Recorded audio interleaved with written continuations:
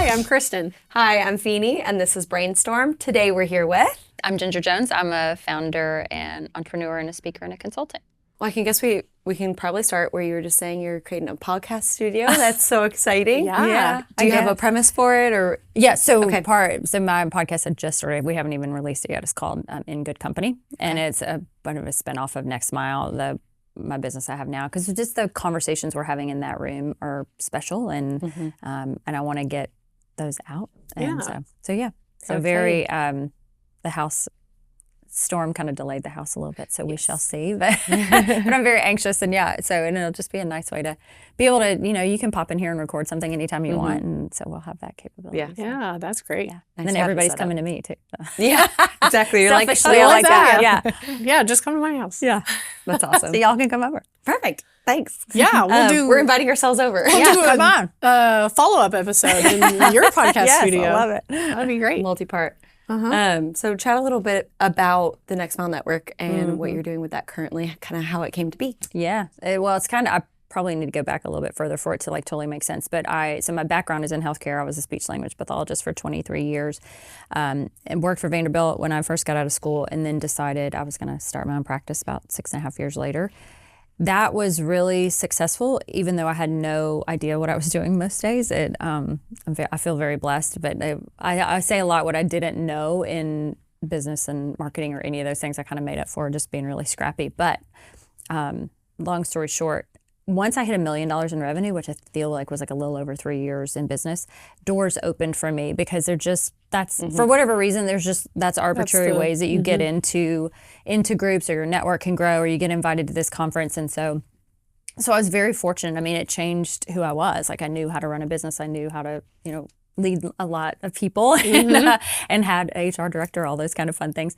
And so I sold that company about 4 years ago to private equity. And when I was thinking about what was next for me, it had to be something that made me happy and filled my soul, because what I had done before was that. And so I thought about, I love connecting people, I love learning, and I really was thinking about how getting into the rooms I had been in had changed me and made me a better leader, made me a better friend, a better daughter, a better wife, all of those things, because when you get around people that are up-leveling themselves, so you're kind of forced to do the same. Yeah. And so I just decided that it was why isn't there something in Nashville where the way you get in is core values, who you are, what you're doing in the world, and do you share core values? Because again, back to your HR background, for me, my company, when I had about 100 employees, and I learned very quickly, it doesn't matter how long you've been practicing as a speech pathologist or physical therapist or anything else. It was what do we believe in the same things? Because then we can help more kids. What's our mission? What are we all doing here together? Yes, and if we're aligned there, then the sky's the limit.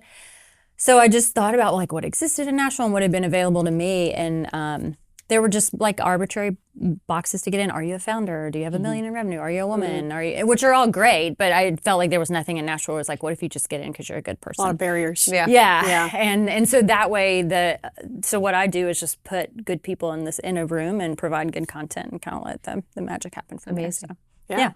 So you kind of created something that wasn't existing. You're like, this is what I need. I think so. I think it was a little bit of obviously there's groups. There's groups that exist solely to give each other referrals and are more transactional. And then there's groups where it's kind of the intention is to put small groups of people together to go really deep and learn together. There's a lot of those in the marketplace, but I felt like what was missing was somewhere in the middle. And just where the barriers to get in were about who you are. And it's not a fit for a different journey in people in their professional life. It's a fit or it's not. And so that's the other thing, is that it may not be a fit for somebody now, because maybe they do need to be in a group where it's just machine referral kind of situation, or they need something where it's a deep dive into their business. But this is more about building the community and people that believe in building trust before a transaction. Yeah. Awesome. Can we go back a little bit further and talk about speech pathology, how you got into that? I'm so intrigued. We looked you up a little bit. Yeah, we did a little bit of research, but had seen your background, and I studied psychology, and there was one class, I think it was a psych of linguistics class, and so they kind of touched a little bit on speech therapy and just the linguistics behind speech. And that was probably one of my favorite classes. Oh, it's super interesting. and like learning how people recover from strokes and just all the rehabilitation in speech. So I'm so interested. I love it. You love it. I geek to out hear on it too. Yeah. that background. Y'all may have to stop me because I get very like it's my first love. I say, but okay, I'll set a timer. Yeah, you're like there she goes. So both my parents are deaf and have been since they were infants. My mom, my dad was 6 months old when he lost his hearing, and then my mom, they found out at 18 months, but they weren't sure if she was born deaf or. Because back then, they didn't do newborn hearing screenings and things like that.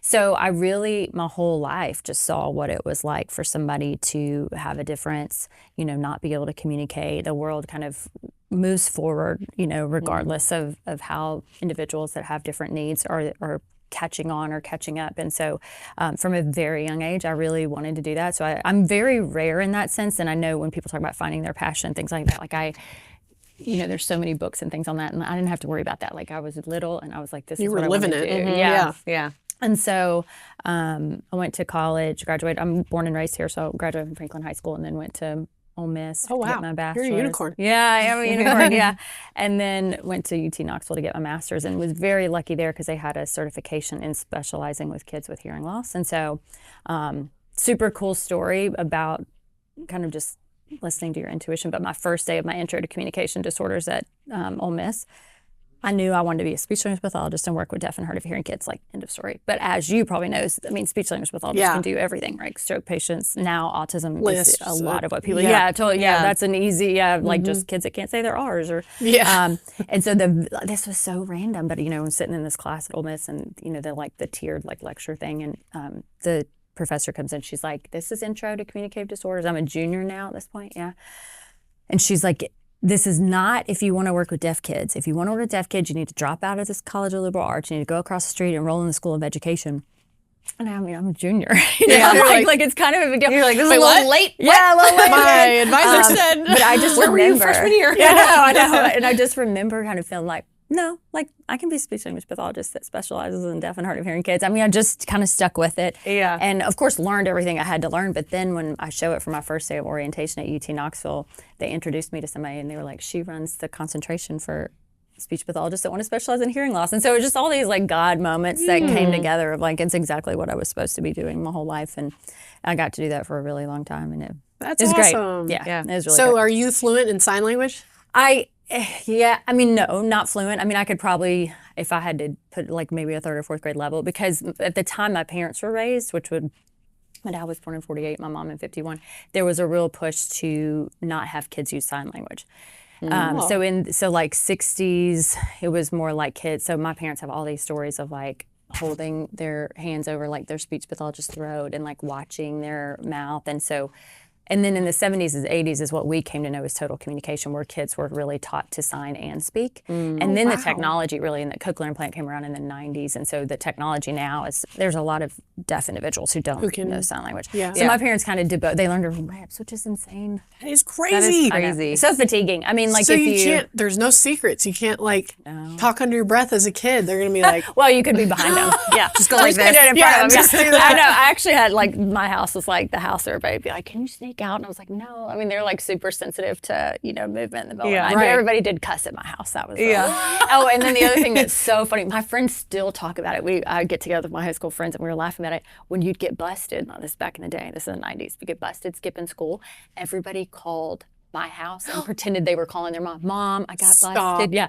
Then caller ID came around. This is crazy. Oh, and my mom, God. I'd get home, my mom was like, Franklin High School called 10 times today. I'm like, oh my God, I don't know why. So weird. So there's a lot of lore of being so funny. Yeah, I've got fun stories. And then of course it was so there's funny, crazy stuff that I don't think kids now with deaf parents would deal with because there's so much technology. You know? But then there was also the other side of where I was very much an adult, my brother and I both from a young age, because society wasn't built for So I interpreted my own parent-teacher conferences as a kid, and took phone messages from my parents when I was 3 and 4 years old. So which is now I look back, there's a part of it I think that I don't know if y'all have read Anxious Generation, but he talks about the confidence that kids who have a lot of responsibility placed on them. And so people over the years would always be like, you're so confident. I'm like, I guess, I don't know. But when I read that, I was like, oh, that's you had to be. Yeah, I had to be. And it makes me think really differently about parenting too. Just like giving the responsibility, whereas we sometimes want to just do it for so them. much. It's similar to kids raised with parents who English is their second language, you know, having to, as you said, translate student-teacher conferences, like just the level of responsibility that puts on a child, you know, that's tough. And I didn't know that about sign language not being common. That's kind of sad. At a time, I know it's an interesting. I guess it was something they were kind of trying out. Which, if you met my parents, my mom's speech is much better than my dad's. So in a way, I can see that it was like working for some. But it's incredibly fatiguing for them. I would imagine. Yeah. And then it did, like I tell people, even with cochlear implants, sometimes depending on how long you've had the technology and access to, like, when you're on a cell phone call and the signal's bad and you're trying to piece everything together, you don't stay on those calls for 30 minutes. You're kind of like, hey, let me call me again when you got more bars. That's kind of what listening through any kind of degraded signal is like, whether it's you're lip reading and you're trying to piece together everything, or you're listening through degraded like auditory signals. Or, it's just very tiring. So. Yeah, and then you also, my grandmother has hearing aid, and she's like exhausted because it's picking up all of the noises in the room and not just that one person. Right.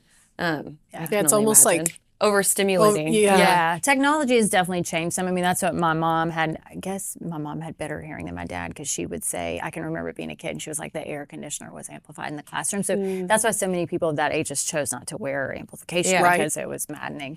Now technology is really good on like speech, even directionally. So you can have hearing aids that are like, pick up that the speech is coming from here, so it's going to dampen everything here. But that's just been in the last couple of years that technology has been like that. Wow. No, it's fascinating. I think the fact that, just being able to communicate. It's and taking that for granted. And being like, sometimes if what you're saying isn't coming across, it's frustrating, let alone not be able to, So like just having to work through other. Well, and it's all the things that are overheard that aren't, like, deaf kids historically are like very literal, and they don't get sarcasm, because you think about when I'm like, oh, like your shoes, it's nice shoes. That's so like, it's like nice shoes. Okay, thanks. And so like teaching, when I worked with deaf kids, you really had to work through like, idioms like raining cats and dogs, right? Like, what does that even mean? Or sarcasm, just understanding, like piecing all the things that we take together I take for granted because we overhear it. People with hearing loss don't really overhear. They are like explicitly taught things. And so, and reading is low, I'm not like in the research like I used to be, but historically it was like 4th grade reading level for most individuals with hearing loss. And so I think about how that impacts everything, right? So if you don't ever get above reading a 4th grade reading level, it really impacts what you're able to do. Wow. So. Wow. Yeah. And so you practiced at Vanderbilt, did you say, for 20? No. I was at Vanderbilt for 6.5. And that's 6.5. Yeah. Gotcha. So how, kind of going through that experience and then transitioning to kind of the organizations and businesses now, what was that journey like? Was there any inspiration along the way that kind of looking back, you can say like, that was the thing that. Like starting my own business? Yeah. Probably a million little things. I think it's so funny because when you look back, it's like things are clearer. Sure. So Hindsight. I turned 47 this year, so it's like things that happened to me in my 20s make much more sense. So at that time when I was like, I just don't like it here, and no knock towards them, and because of what I'm getting ready to say, I was like, I've wanted to do this job since I was a kid, and I'm not happy. So that was, I think for some people, they might just be like, oh, I hate my job. But I was like, no, I can't hate my job because I wanted to do this since I was little. So there's no room for me to hate my job. Now I look back and go, oh, I was just an entrepreneur. I didn't know. I was struggling with that, like, big organization, like, takes a long time for things to make change. Notice something's wrong. We go to Vanderbilt. Route it up the chain. Yeah, like through the HIPAA department, the legal department, which I sometimes say jokes on me too, because the bigger my company got, the slower things were too, But now I can look back and go, okay, well, what felt like I just don't like my job was really like probably God's whisper to me that like you need to run the show. Like run this on your own. Yeah. So that was probably something that I think I don't know if I were to say to somebody now, it's like, listen to those things mean something. It's not just always what it seems like on the surface level. And then as I grew and as my company grew, I mean, I think just, I heard the founder of Papa John's once say, when you get better, you get bigger. And so I think like if I did anything well, it was like, how do I get better? So that might be a coach, or that might be a group, or it might be learning, like diving in some way, and also asking for help. I mean, that's a hard thing to do. Yeah. Especially, if you were kind of put in a situation as a child where you're responsible and having to take on things that traditionally children don't have to, like you kind of, that mentality stays with you. Like, I'll do it myself. Yeah. Which I do still struggle with, to be honest. I love that you picked up on that. But I have just even, I was even thinking I've got a call with my accountant after this, and I was like, I need to tell her I'm not a dummy. I just had a CFO for a long time, but I don't but it's those kind of things where it's like I'm so glad that I was able to go, this thing is getting bigger than I can handle, and so I have to pull in somebody that's got HR experience, somebody that's more detailed than me. My clinical director, she was my ride or die. It was we were so opposite, and we would wildly disagree on stuff sometimes, but we just always wanted on the way it would get done, right? Or she'd be like, Ginger, you can't open 12 clinics today. And I'd be like, oh, okay. What do you mean? We have to put structure and things, and so that, I think that was maybe more of an aha, that it's not, because we're inclined to find people like us, but really the best thing you can do as a leader is find people that are different than you. 100%. Absolutely. Strengths where you don't have those. Everyone fills in the little cracks of what they're good at. Find the people with different proverbial strengths. seats on the bus, right? I don't, that's not, that doesn't always feel right. You might feel well, I don't vibe with this person, or I don't, but it's you don't have to be friends with them 100%. Exactly. Right. You can work with them and, just and respect them, as long as there's that respect, and, Yes. they're, and everybody's, again, aligned from a core values and mission standpoint. Yeah. Absolutely.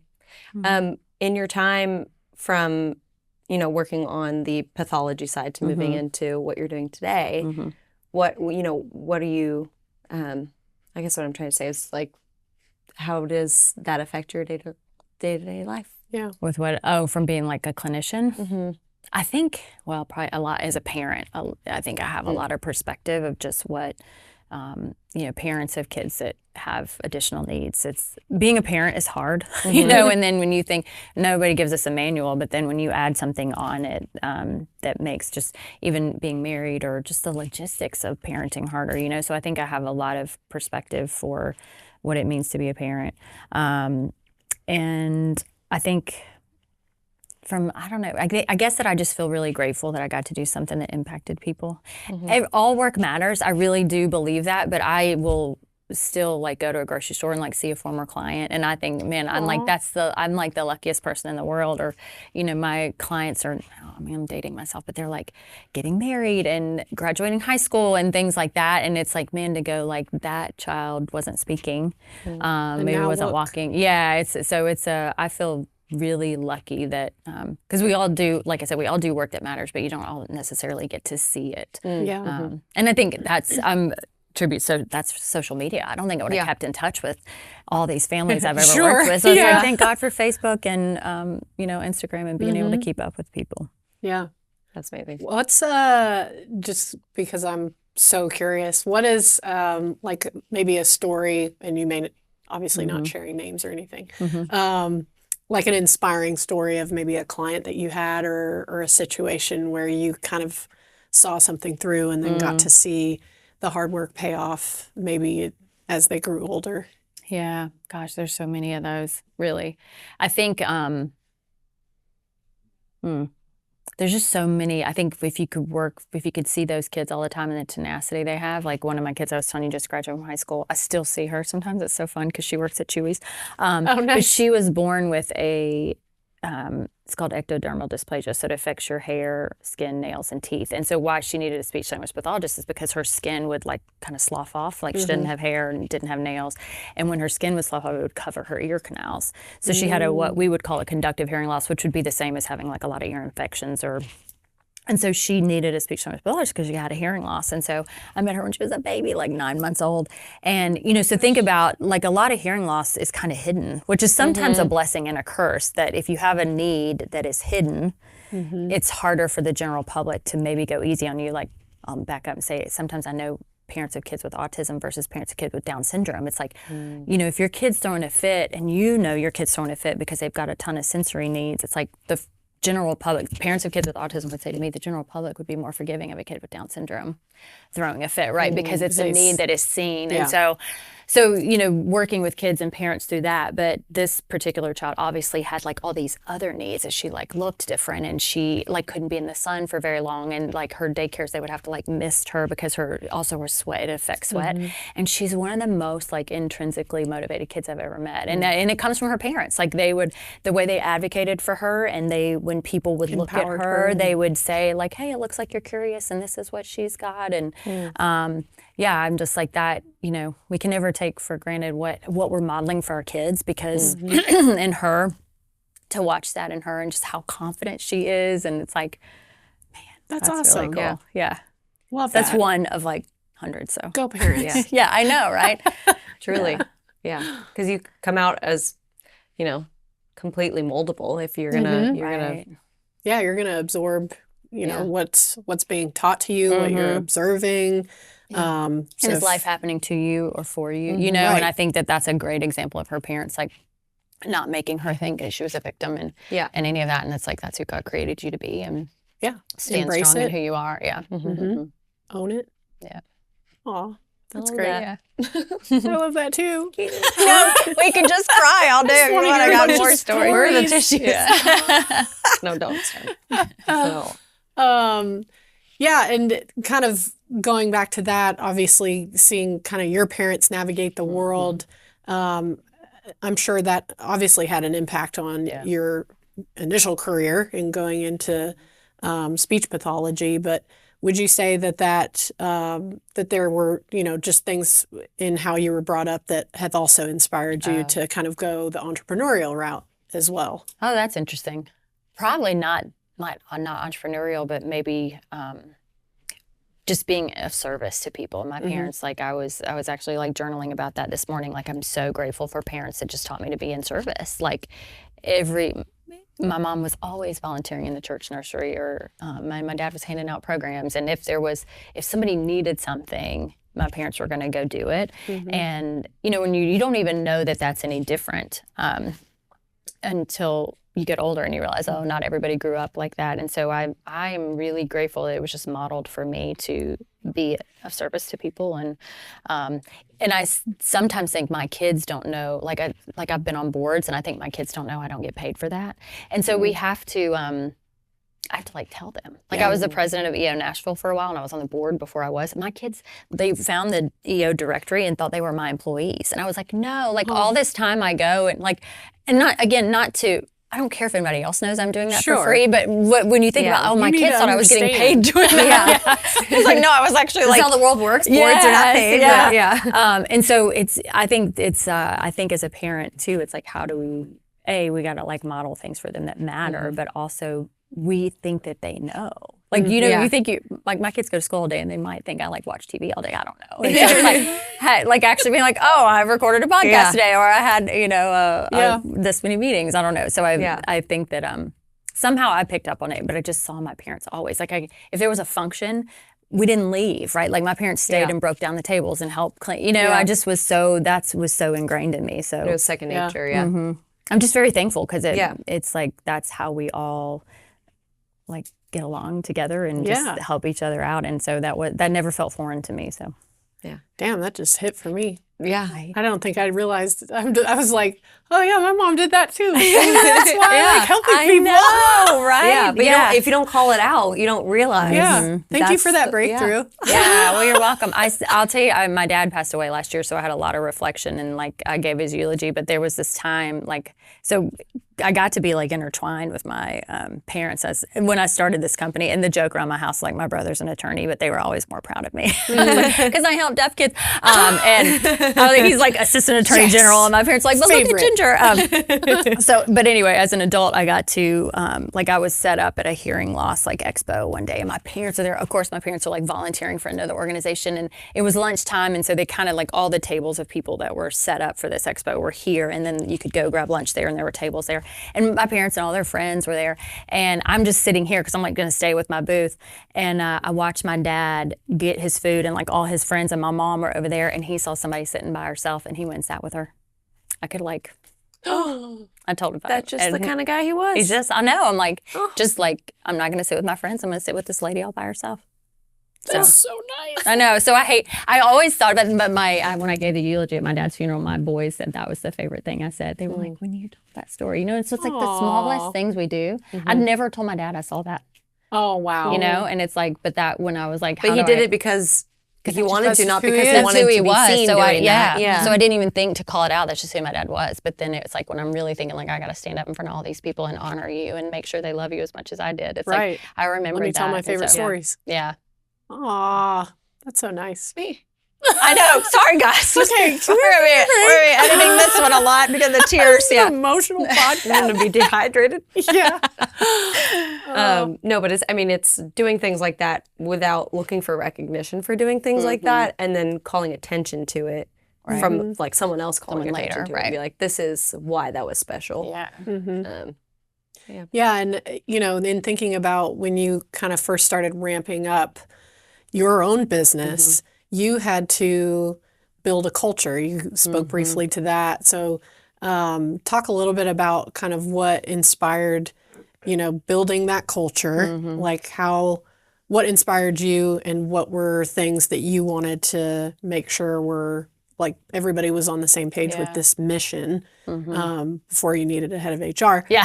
What was that journey like in kind of getting everybody on board? I think some of it was like getting it wrong first. I hate to say it, but you know, I'm one of those people that I'm not gonna, like if I got a new air fryer today, I'm not gonna read the manual. I'll be like, oh, let's just punch some buttons and I'll figure it out. Yeah, and that's what I did when I built the company too. It's like, I'll find good people. And you know, it took finding not good people and being like, oh, what was it about that? You know, and so for me, it was like dissecting the first person I ever had to let go of and why. And then it's like, oh, then it matters that I found out these things on the front end.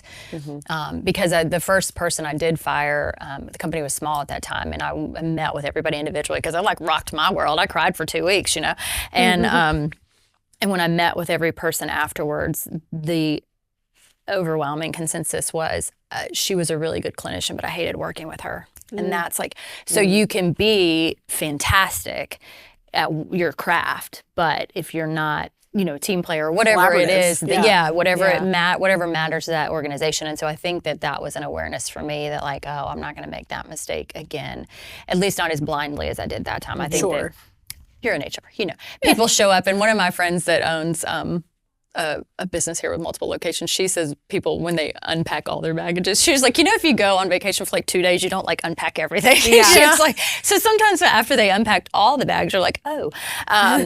So dear. Yeah, I think I got better at sniffing it out at, you know, early on, as good as I could be with it, you know, not with 100%, but. Sure. And then for me, it was also like, what can people remember?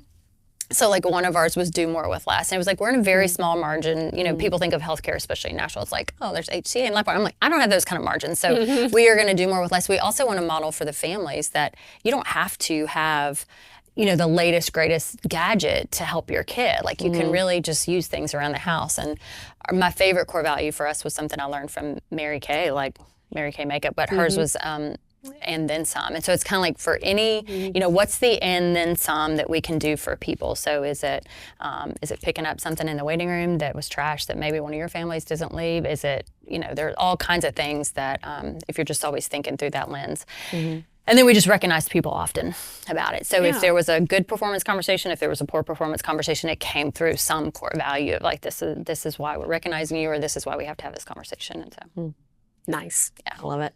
I mean, I'm sure you love it. I know. I was like, you're geeking out. Yeah. I mean, it's like tale as old as time, but it matters. It does. Yeah. And I think that it matters that leaders talk openly about it, and that we also know that it's okay if we get it wrong, because we're not Nobody's perfect. Yeah, I'm not psychic, you know, and so I'm just trying my best, and but also staking a claiming out like this is what matters to us, and so I think I do a better job of that with Next Mile, and we're working at the coffee shop we own. We'll talk about that too, and so like now I think I can speak to it better instead of getting it wrong. Right. Oh, this is what matters to me. Because of all these mess ups, I now can talk confidently about culture and values and all the things. Yeah. So. Yeah, That's fun. great. I love that kind of stuff. Along the way, did you have someone that was like a mentor to you that kind of like helped you totally channel this entrepreneur? I mean, I think yes, but what I always want to get across when I get asked this is there was different people based on where I was in my journey. So when I started Jones Therapy Services, I started that in November of 2009. My husband and I had been trying to have a baby and it wasn't working out. And and this sounds horrible and I'll probably, like people would judge me for this. I don't want to say I wasn't super sad about it, but I just thought, okay, like we're not gonna be able to have our own baby. We'll adopt a baby. And the control freak in me was like, and that's cool because I can like plan when we adopt, as if it works that way. It doesn't. But I had kind of in my mind processing in a healthy way. It's like I can just go pick up the baby. And then I got pregnant, and so here I was with this like new company and a baby, which we were so happy about. But I was like, I don't have any idea what I'm doing at work, and now I'm about to have this whole this human that relies on me. And so my first mentor / coach was somebody that had run a business and had been a mom. I just felt like that's what I need. I need somebody to help me with that. And then the second person I had was as my company was growing, I was like, I need leadership coaching. Like there's a lot of people that are looking to me. I'm making decisions for a lot of people. And so I hired somebody who had kind of moved up the ranks here at HCA, which so many people have, and they learned so much, right? Because that company was growing so fast, and then the person after that, I felt like was somebody more like I need to make sure, like spiritually, and my spiritual life is integrated with, that I'm not losing who I am as I'm running this big company, and so it was more of like a religious kind of spiritual coach for me, and so that's what I hope if I could share anything with people. It's like there's not this one person or this one group. It's like where are you? Where are the pain points? Like what are you nailing? Right? I'm never nailing like the physical health. I mean, I'll be like P&L will be rocking, and I'll be like my family's good, and I am not working out. And so it's like that's who I should hire, right? And so just looking at, I think if everybody just at different phases just looks at life and is like, where am I falling short, and then like who can I get to pull me out of there? Who do I plug in to help with that? I forget which guest it was, but we had a podcast guest, and they're like, we asked if they had a mentor, and they said, why have one when you can have a board of directors? You can collect mentors. Totally. And that's you can hire and fire them as you need them. But have more than one. Just rotate them out. Yeah, who's to say you only need one mentor? Like, okay. Yeah, because everybody's got different gifts, and you don't want to, especially if you're not paying them, you don't want to burn it. If it's not like a coach or a consultant, then it's a great way to not rely on any one person. Yeah. Especially as you're evolving, as a person. So. But it takes a lot of self-awareness. I think that's the thing that we all hope we have it, but really being aware of where do I need to, like, how do I get to the next spot? Yeah.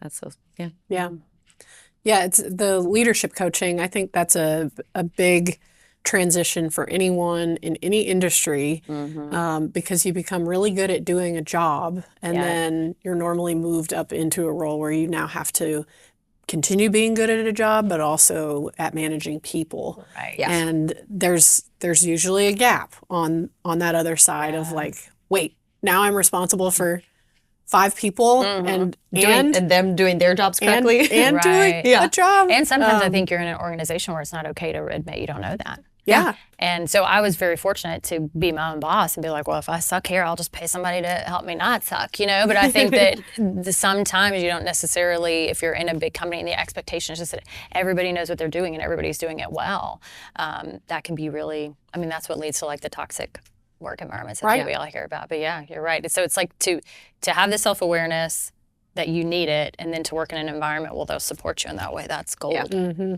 To be able to ask for help. Say, I don't know how to do this. Yes, yeah. Please help. Yeah.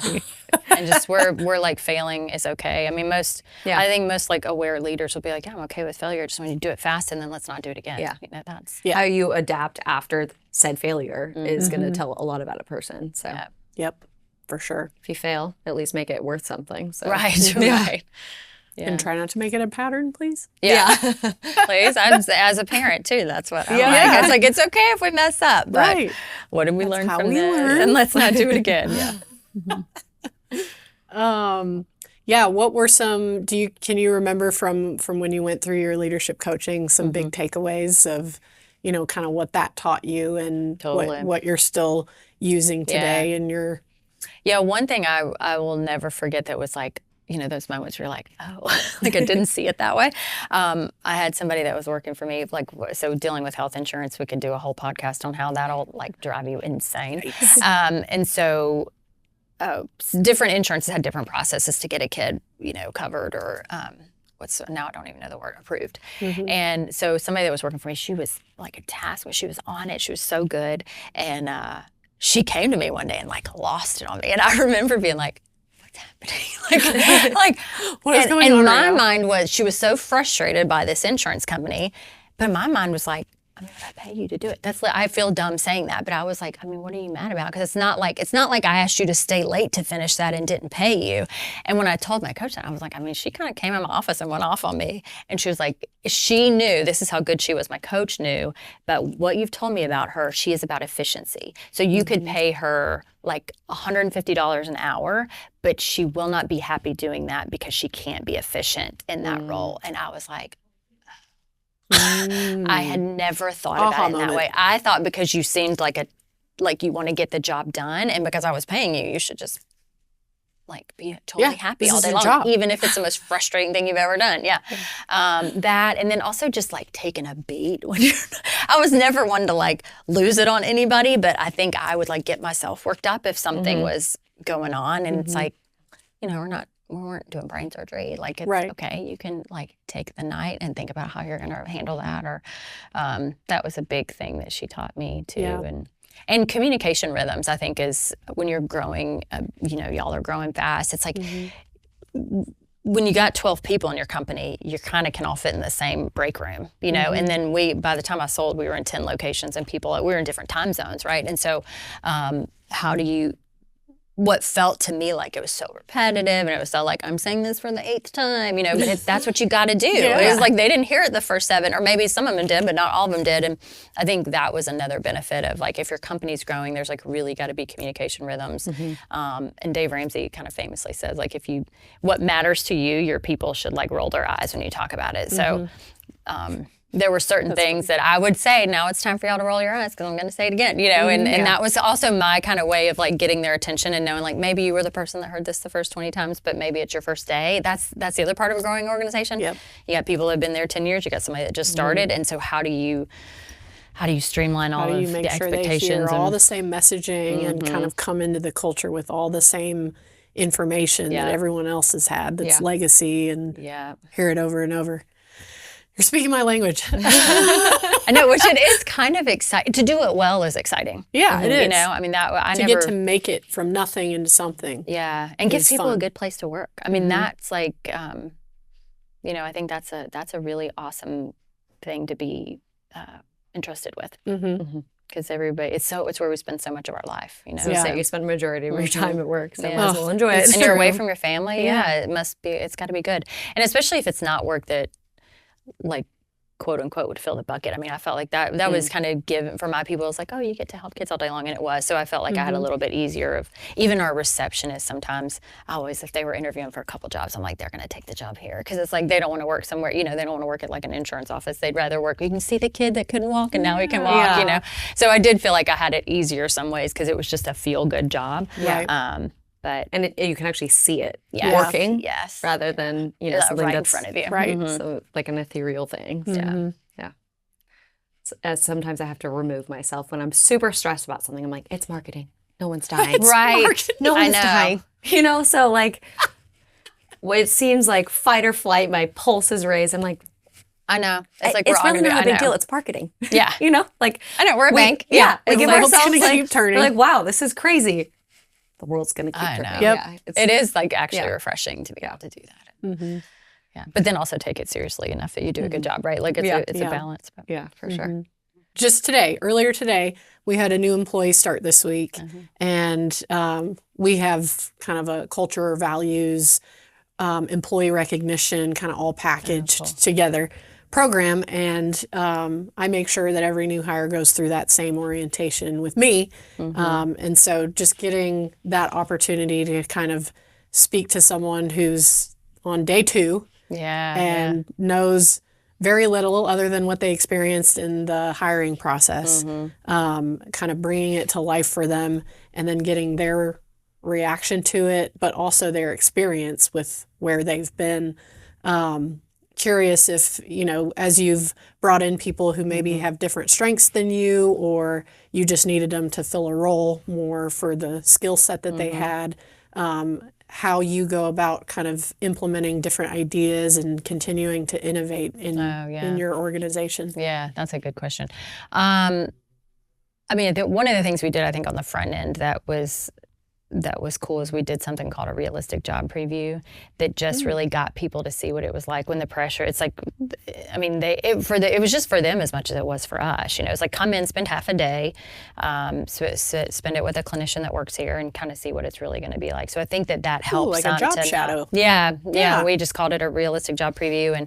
And on behind the curtain, what would happen too is like they didn't realize we were kind of still interviewing, I mean, we didn't bring them to that point unless we were probably really close to an offer. But I say this all the time. One girl one day was like, she was talking to the clinician, she was like, I don't know how to make this work because I got to let my dog out. And it was like, well, this isn't going to work. This is service-based healthcare.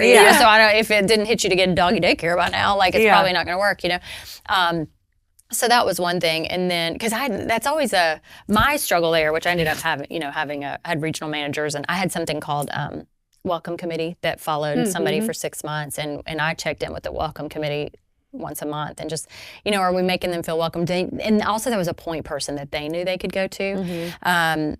And so that was something that we did, because it's always, I would talk about it too much. I just loved it so much. That's the hard part of it sometimes about when a founder's in that role.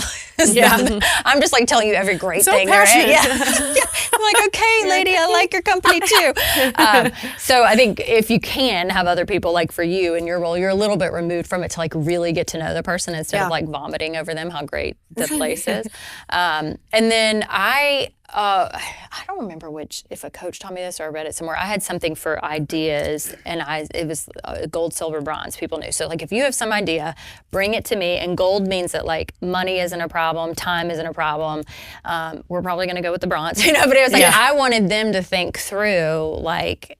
Because I don't just come dump like every idea you have on my desk. Like I don't have time to do it. A little bit more. Come to me. And sure enough, I mean, as I'd been in business longer, what would happen is that people would come and it was things we had already tried, So sometimes that's a conversation of like, well, we used to do it that way and it actually didn't work, because I didn't want people to feel shot down. Sure. But yeah, that always worked for me. I had this friend who, no, I can't think who it was. When people came and dumped on him, it was like he had fake dog poop, like plastic poop, and he would leave it on his desk and he would put like their name on it. So then when other people came in, they could see everybody's name, and they were like, well, they just dumped it on his desk. So his thing was like, if you have a problem, you come to me and you have a solution, and then I won't leave the fake dog poop on my desk. God, that's genius. I know, right? Really quickly. Yeah. I was like, welcome committee, and we'll just wait till it arrives tomorrow. Yeah.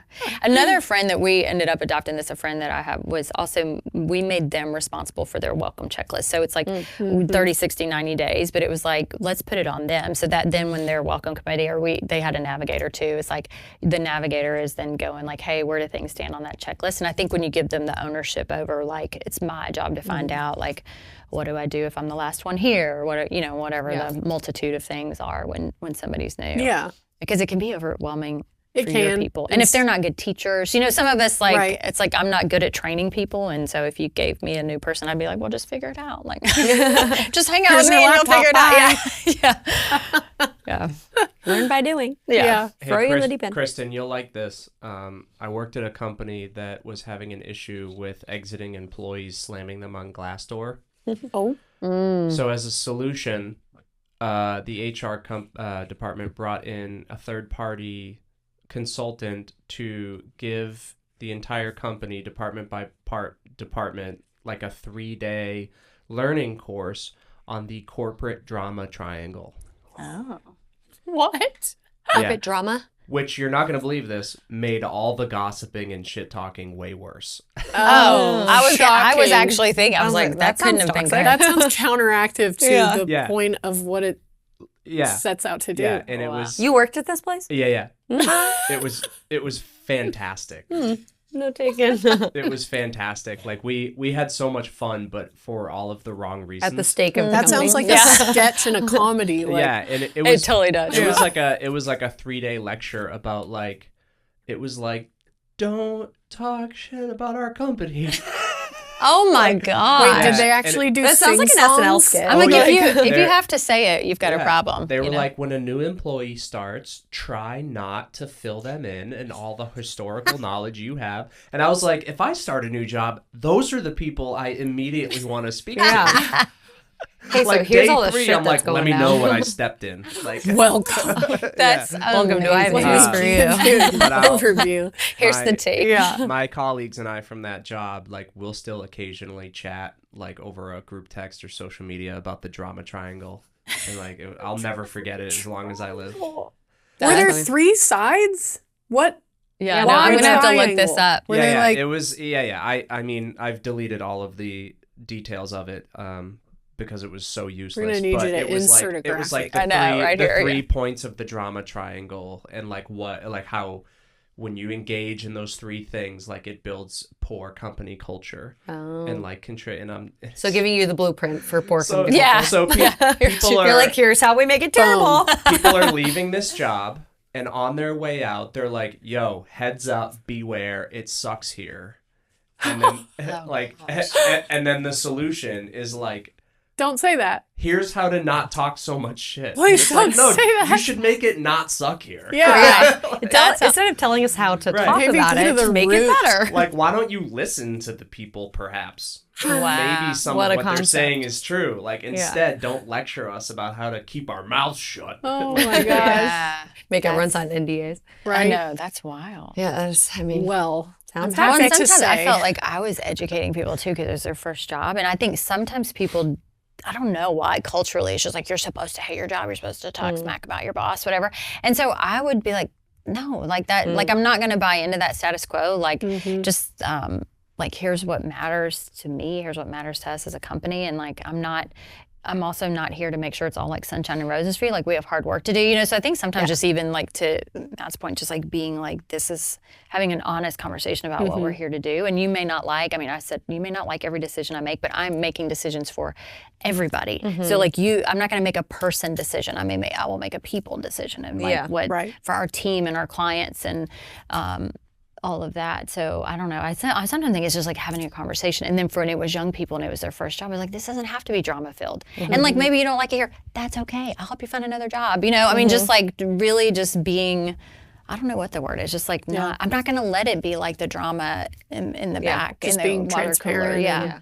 if you're communicating properly, there's no need for Yeah. drama. Yeah, just being open and honest about everything. Yeah. Like, we're adults here. I don't have to babysit you. Totally. Yep. Which is one of the things that drew me to Innsbank was like, I never wanted to work at a bank. Are you kidding me? That sounds so stuffy and boring. Yeah. And then I saw that we had a podcast, and like our head of HR is pretty cool. so fun. She's like, pretty cool, yeah. she's cool. Yeah. But like, it doesn't have to be doesn't stuffy. have Just to. because That's it's right. banking doesn't mean it has to be Yeah. boring. So, yeah. Well, and I think I would have said the same thing, but it's so funny now. The more I know banking, I'm more like, what a fun job, because it's relationships. Yeah. I mean, if the bank is doing it right, I mean, it's, Right. Yeah, we decided like the numbers are the numbers. We can't really do much about that, but Yeah. it's about how you are as a person Right. that can really change the entire experience. So totally, yeah. Yep. not too shabby. Yay, banking. Cut that out to a social clip. Yeah. Yay, banking. Yay, banking. That's great. Got me out of food service and became a career. That's amazing. We should have named the podcast that. Yay, banking. Yay, Actually, I see a change coming on. Yeah, Welcome, everybody, to Yay, Yay, Banking. banking. that's good. Perfect. Rebrand. Well, is there anything that you wanted to talk about today that we didn't ask or Oh, anything? y'all were so good. You really, yeah, we're good. Yeah, and we like, have fun with these. yeah, I could tell. They're Well, I just watched a laid couple back. just to tell, and Yeah. I like the vibe, and I think it's cool. But yeah, y'all asked really good questions. It's nice not to have the the structure, because then you actually get to know the person rather than like so and so. It's Next question. And I like the very conversation robotic. too, because to me it's not just about like who's in my seat. It's about like what can we talk about together. And so I like that too. Just that it's like a go back and forth. Totally. Yeah. Wow, this was great. Thanks, Matt. I won't make a weird HR comment to unmic me.